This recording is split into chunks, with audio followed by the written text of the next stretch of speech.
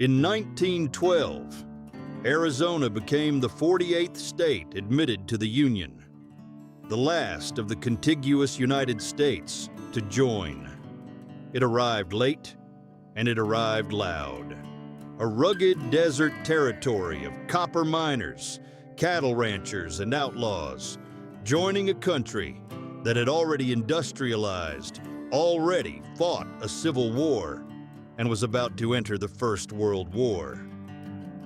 But Arizona's story doesn't start in 1912. It starts more than 1,000 years earlier, with civilizations that built cities in the desert long before Europeans ever set foot in North America. This is the history of Arizona.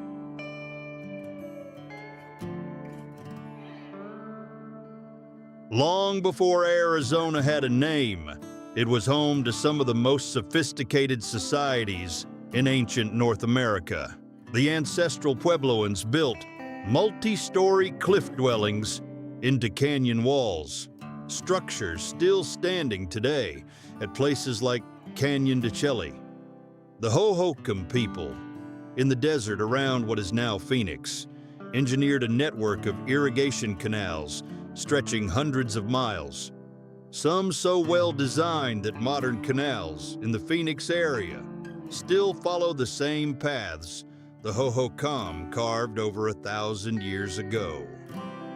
Further south, the Sinagua built the cliffside dwellings now preserved at Montezuma Castle. These weren't scattered nomadic bands. They were organized agricultural societies that thrived in one of the harshest climates on the continent, using precise knowledge of water and desert ecology that took modern engineers centuries to fully appreciate. By the time Europeans arrived, the region was home to the O'odham, Hopi, Navajo, Apache, Yavapai, and other nations, each with distinct languages, governments, and ways of life adapted to the desert, mesas, and mountains of the Southwest. The first Europeans to see Arizona were Spanish. In 1540, the conquistador Francisco Vázquez de Coronado led an expedition north from Mexico, chasing rumors of golden cities. He never found gold, but members of his expedition became the first Europeans to lay eyes on the Grand Canyon. For the next 2 centuries, Spain's presence in Arizona remained thin. Catholic missionaries, most famously Father Eusebio Kino, established missions among the O'odham starting in the 1690s, introducing cattle ranching, European crops, and Christianity, while also bringing diseases that devastated indigenous communities who had no immunity to them. When Mexico won independence from Spain in 1821, Arizona became part of Mexican territory. It remained a remote, sparsely governed frontier, contested by Apache raids and largely disconnected from Mexico City. That changed after the Mexican-American War. In 1848, the Treaty of Guadalupe Hidalgo transferred a huge swath of northern Mexico, including most of modern Arizona, to the United States. But the southern strip of the state, including what's now Tucson, wasn't part of that deal. It came 5 years later, in 1853, through the Gadsden Purchase, a $10 million deal, driven largely by the desire to build a southern transcontinental railroad route. For decades, Arizona was administered as part of the New Mexico Territory, seen by Washington as remote, dangerous, and not worth much attention. That began to change with the discovery of silver and copper. Mining transformed Arizona from an overlooked frontier into an economic prize. Silver strikes in the 1870s built Tombstone into a boom town almost overnight. The same town that would become famous for the 1881 gunfight near the OK Corral. A 30-second shootout between the Earp brothers, Doc Holliday, and a group of local outlaws that became one of the most mythologized moments in the history of the American West. But it was copper, not silver, that truly built Arizona. Massive copper deposits were discovered across the territory, and towns like Bisbee, Jerome, and Globe grew into major mining centers. By the early 1900s, copper mining had become the backbone of Arizona's economy, so central to the state's identity that copper remains one of the 5 C's on the Arizona state seal to this day, alongside cattle, cotton, citrus, and climate. This growth came at a brutal cost. As American settlers and miners pushed deeper into Apache territory, decades of violent conflict followed, known as the Apache Wars. Leaders like Cochise and later Geronimo led sustained resistance against U.S. and Mexican forces for years. Geronimo's surrender in 1886 is often cited as marking the end of large-scale armed indigenous resistance in the American Southwest, though the human cost, displacement, and forced relocation onto reservations left scars that indigenous communities in Arizona still live with today. By the late 1800s, Arizona was a territory defined by mining wealth, ranching, railroads, and ongoing tension between settlers and indigenous nations. But it remained a territory, not a state, for an unusually long time. Statehood took decades longer for Arizona than most people expect. Some in Congress worried about the territory's small, scattered population. Others were wary of its rough reputation and ongoing lawlessness. There was also a political dimension. For years, Arizona and New Mexico were considered together for statehood, and disagreements in Washington over the balance of new states repeatedly delayed the process.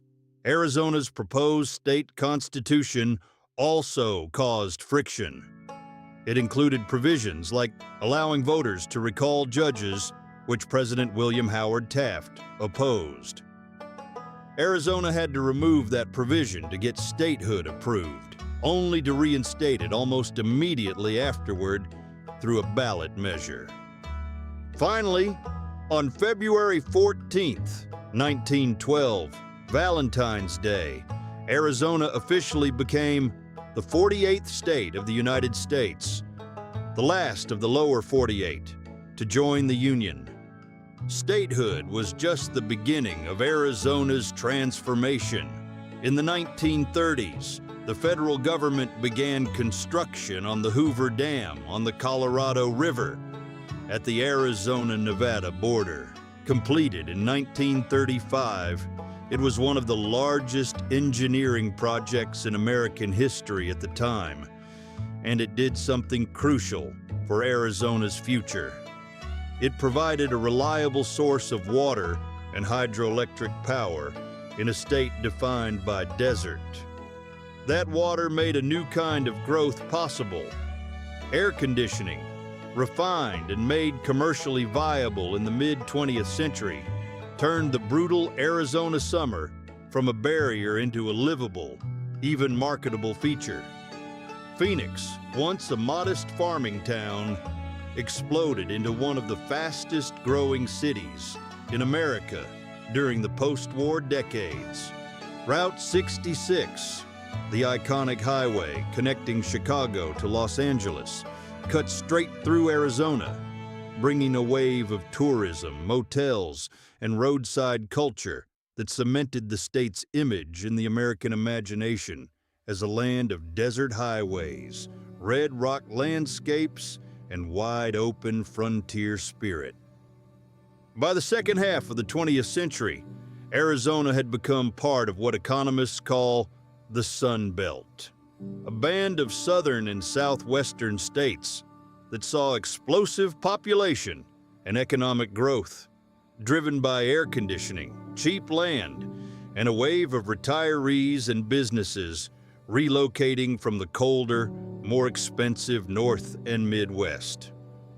Today, Arizona is a state defined by contrasts as sharp as its landscape. It's home to the Grand Canyon, one of the most visited natural wonders on Earth, and to Phoenix, now one of the largest and fastest-growing metropolitan areas in the country. It has deep indigenous roots, home to 22 federally recognized tribes, including the Navajo Nation, the largest reservation in the United States, which spans into Arizona, Utah, and New Mexico. It's also a state still wrestling with the same forces that shaped its past.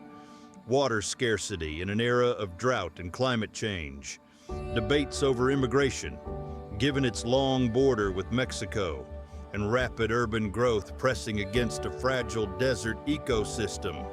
From cliff-dwelling farmers who engineered canals 1,000 years ago, to conquistadors chasing gold that was never there, to copper barons, outlaws, dam builders, and Sunbelt retirees, Arizona's history is really the story of people finding new ways to make a hostile desert home, and again, succeeding beyond what anyone thought possible. If you enjoyed this look into Arizona's history, let me know in the comments which state you want covered next. And if you're new here, hit subscribe. We cover a new hidden corner of American history every week.